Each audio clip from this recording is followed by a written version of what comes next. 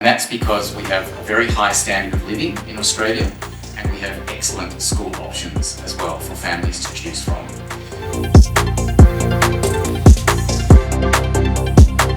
And so that's why I've travelled here today, because I believe so much in the brilliance of young people, and I think that they need to find schools that help them shine.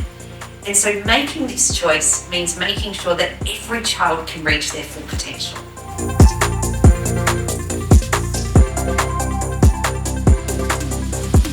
ចាដោយសារខ្ញុំមើលឃើញថានៅខាងអូស្ត្រាលី